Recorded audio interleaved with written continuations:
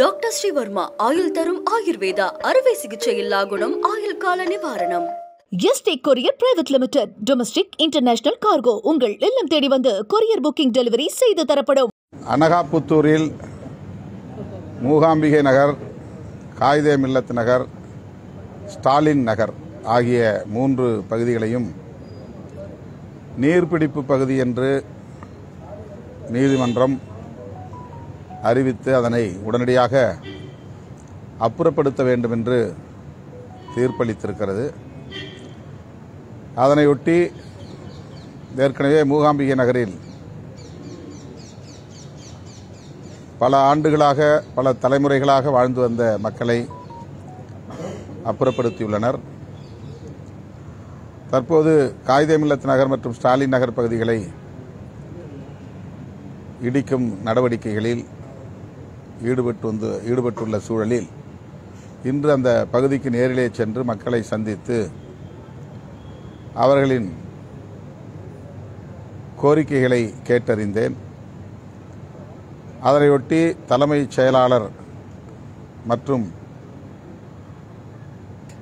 நகர்ப்புறத்துறை அமைச்சர் செயலாளர் திரு கார்த்திகேயன் அவர்களையும் நேரிலே சந்தித்து மக்கள் தரப்பு கோரிக்கைகளை எடுத்து வைத்தோம். நீதிமன்ற ஆணையை மீறி வேறு ஏதும் செய்ய இயலாத நிலையில் இருக்கிறோம் என்பதை தலைமை செயலாளர் எம்மிடத்திலே விளக்கினார். என்றாலும் அந்த மக்களின் கோரிக்கைகளை கனிவோடு பரிசீலிக்க வேண்டும், முதல்வரின் கவனத்திற்கு கொண்டு செல்ல வேண்டும் என்று வலியுறுத்தியிருக்கிறோம். அடுத்து அண்ணாமலை பல்கலைக்கழக சங்கங்களின் கூட்டமைப்பின் சார்பிலே 15 கோரிக்கைகளை முன்வைத்து கடந்த 2 மாத காலமாக 48 நாட்களாக தொடர் போராட்டத்தில் ஈடுபட்டு வருகின்றனர். இன்றைக்கும் அங்கே அந்த வளாகத்தில் போராட்டம் நடந்து கொண்டிருக்கிறது. இது தொடர்பாக ஏற்கனவே உயர்கல்வித்துறை அமைச்சர் அவர்களை சந்தித்து முறையிட்டிருந்தோம். அவருடைய அழைப்பின் பேரில் இன்றைக்கு தலைமைச் செயலகத்திற்கு அண்ணாமலை பல்கலைக்கழக சங்கங்களின் கூட்டமைப்பினுடைய பொறுப்பாளர்கள் மதியழகன், துரை ராமசாமி, குமரவேல், நீதிவளவன் உள்ளிட்ட முன்னணி வீரசோழன் உள்ளிட்ட பலர் இந்த சுப்பிரமணியன் இந்த பேச்சுவார்த்தையிலே பங்கேற்றனர்.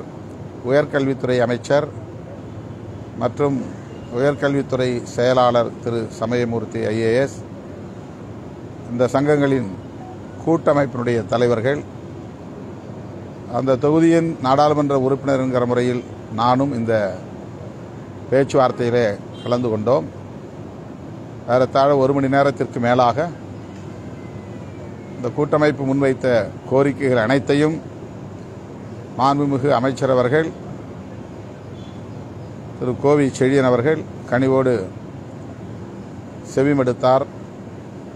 பல கோரிக்கைகளை 1-2 தவிர பல கோரிக்கைகளை உடனடியாக நிறைவேற்றுவதற்கு ஆவண செய்யப்படும் என்கிற உறுதியை வழங்கியிருக்கிறார். குறிப்பாக ஓய்வூதியர்கள் முன்வைத்திருக்கிற ஓய்வூதியர்களுக்கான கோரிக்கைகள், அயல் பணிகளுக்கு சென்றிருப்பவர்களின் பணி பாதுகாப்பு மற்றும் அவர்களுக்கான நிதி, அதாவது பணப்பயன்கள் ஆகியவை குறித்து விரிவாக பேசினோம். அவர்கள் அனைவரையும் அரசு அவரவர் பணியிடங்களில் பணியாற்றக்கூடிய அந்த பணியை அப்சார்ப்ஷன் அதை அப்படியே ஏற்றுக்கொள்ள வேண்டும்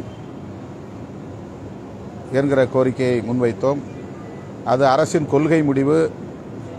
அது குறித்து முதலமைச்சரோடும் தொடர்புடைய அமைச்சகத்தோடும் நிதித்துறையினரோடும், அதாவது நிதித்துறை செயலாளர் ஆகியவர்களோடு கலந்து பேசி அதன் பிறகுதான் முடிவு செய்யப்படும். ஆகவே அதில் நாங்கள் எந்த உத்தரவாதத்தையும் அளிக்க இயலாது என்ற கருத்தை மாண்புமிகு அமைச்சர் அவர்களும் அரசு செயலாளர் அவர்களும் சொல்லியிருக்கிறார்கள். அந்த 1-2 கோரிக்கைகளை தவிர மற்ற கோரிக்கைகள் மாற்றுத்திறனாளிகளை அங்கேயே அதே வளாகத்திலேயே பணியை செய்வதற்கு அனுமதிப்பது, அவர்களை வேறு எங்கும் அயல் பணிக்கு அனுப்புவதில்லை போன்ற கருணை அடிப்படையிலே வாரிசுதாரர்களுக்கான பணி நியமனம் ஆகியவற்றையும் உருவாகக்கூடிய காலி இடங்களுக்கு ஏற்ப செய்யப்படும் என்கிற உத்தரவாதத்தை அளித்திருக்கிறார்கள். இன்றைய பேச்சுவார்த்தை சுமூகமாக நடந்தேறியிருக்கிறது. அதனையொட்டி சங்கங்களின் கூட்டமைப்பின் இந்த போராட்டம் நாளை முதல் நீங்களே சொல்லுங்க. நமது நாடாளுமன்ற உறுப்பினர் மதியழகன் அண்ணாமலை பல்கலைக்கழக சங்கங்களின் கூட்டமைப்புடைய ஒருங்கிணைப்பாளர் நமது மாண்புமிகு சட்டமன்ற நாடாளுமன்ற உறுப்பினர் அவர்கள் தொடர்ந்து இதுக்கான பல்வேறு முயற்சிகளையும் எங்களுடைய சட்டமன்ற உறுப்பினர் சிந்தனை செல்வன் அவர்களுடைய தொடர் முயற்சியினாலும் இன்று ஒரு நல்ல நிலைக்கு எட்டியிருக்கின்றோம்.